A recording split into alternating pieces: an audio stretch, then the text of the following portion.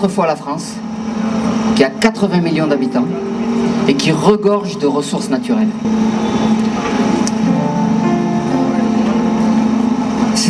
La RDC figure parmi les 10 pays les plus pauvres du monde, malgré ses ressources.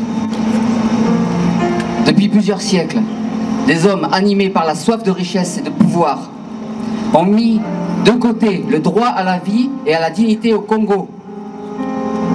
Après la découverte du royaume Congo par les Portugais au XVe siècle, la population congolaise a été victime de tout genre d'abus. Pendant plusieurs siècles, les Congolais ont subi la terrible traite négrière, les Européens envoyant des millions d'entre eux travailler de force dans les plantations en Amérique du Nord. Grâce au mouvement abolitionniste, l'esclavage prit fin progressivement au XIXe siècle. Cependant, un malheur bien plus grand attendait les Congolais. En 1885, Léopold II, roi des Belges, s'appropria le Congo à titre personnel. Pendant près de 20 ans, ses agents y semèrent la terreur afin de s'enrichir par l'exploitation de l'ivoire et du caoutchouc. À cette époque, le quotidien des Congolais était caractérisé par la famine, la misère, la violence gratuite, l'injustice, le travail forcé, le pillage de leurs biens, les mutilations, le massacre de leurs bien-aimés. Pour limiter l'usage des munitions, la règle « une cartouche pour un mort » fut mise en place. Ainsi, pour chaque cartouche utilisée, les officiers et fonctionnaires devaient fournir une main droite coupée. Un nombre incalculable de mains furent prises sur les cadavres. Plus grave encore, de nombreux autochtones furent amputés alors qu'ils étaient encore bien vivants. La barbarie humaine. En moins de 20 ans, on estime que 10 millions de personnes sont mortes. Un véritable génocide au Congo. Un abominable crime contre l'humanité, absent de nos livres d'histoire et des médias aussi. Même après être sortis de l'enfer à la fin du règne de Léopold II, les Congolais ont continué de beaucoup souffrir pendant la colonisation belge et même suite à leur indépendance. Leurs ressources minières n'ont cessé d'être pillées pour le bien-être du reste du monde. Égoïsme. Alors après avoir parlé de l'histoire et du contexte de la République démocratique du Congo, nous allons aborder maintenant l'origine du conflit actuel. Aujourd'hui, la RDC connaît une guerre avec pas moins de 12 millions de morts en 20 ans, soit plus de 5,5 fois la population de Paris. 12 millions de morts. À l'origine, la communauté internationale avait demandé au Congo d'accueillir plusieurs vagues de réfugiés des pays voisins, notamment des milliers de Rwandais qui fuyaient le génocide du Rwanda en 1994. Les Congolais sont aujourd'hui victimes de leur hospitalité, puisque des milices armées et de diverses origines occupent l'est de ce pays. Elles chassent les populations autochtones de leurs terres pour les remplacer par d'autres. Ces groupes armés sèment la terreur, commettent massacres, viols et pillages en toute impunité.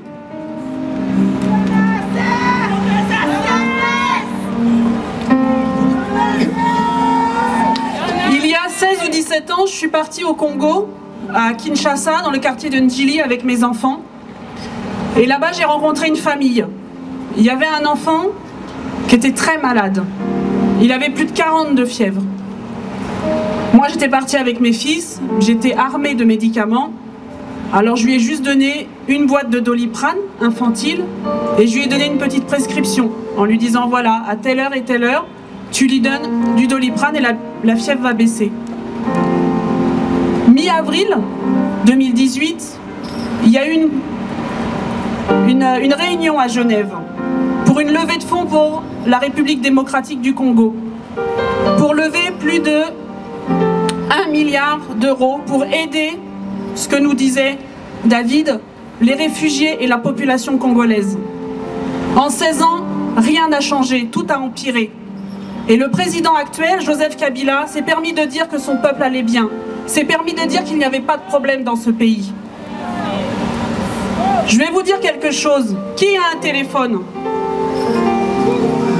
Vous avez tous des téléphones.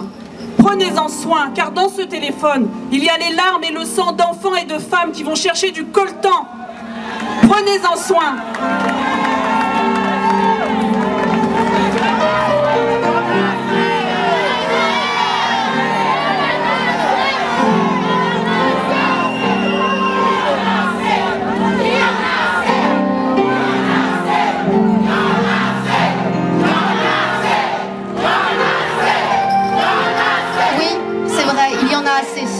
Il y en a assez de ces morts, des millions de morts. 12 millions de morts en une vingtaine d'années. C'est le terrible résultat d'une course sans pitié vers les richesses du Congo. La RDC détient 2 des minerais les plus recherchés au monde, le coltan et le cobalt. Ces matières premières sont présentes dans beaucoup des appareils que nous utilisons tous les jours, comme les téléphones portables, les ordinateurs, les consoles de jeux, et aussi les batteries de voitures électriques. Vous l'avez bien compris, ce sont les minerais de demain. Le Congo en détient 2/3 des réserves mondiales.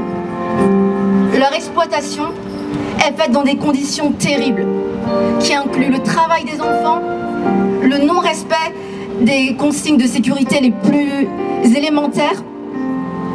Et pour obtenir ces minerais, les milices armées tuent, pillent, violent, massacre la population. N'oublions jamais le prix payé par les enfants congolais pour que nos enfants puissent jouer à leur console de jeux préférée. N'oublions jamais le prix payé par des millions de familles pour que nous jouissions des téléphones portables dernier cri. N'oublions jamais le prix payé par des milliers de femmes violées pour que nous puissions avoir des ordinateurs portables de plus en plus performants. Des entreprises comme Samsung, Apple, Microsoft et bien d'autres encore utilisent ces minerais et participent à ces crimes. Nous aussi, consommateurs, nous participons d'une certaine manière. Nous ne pouvons pas rester indifférents. Pour les 12 millions de morts en 20 ans, nous disons non. Pour les 4 millions de déplacés, nous disons non. Pour les millions de femmes violées, nous disons non. Pour les jeunes filles, les fillettes à qui on a volé l'innocence, nous disons non. Pour les milliers d'enfants privés de soins médicaux et d'éducation, nous disons non. Pour toutes les atrocités commises au Congo, nous disons non.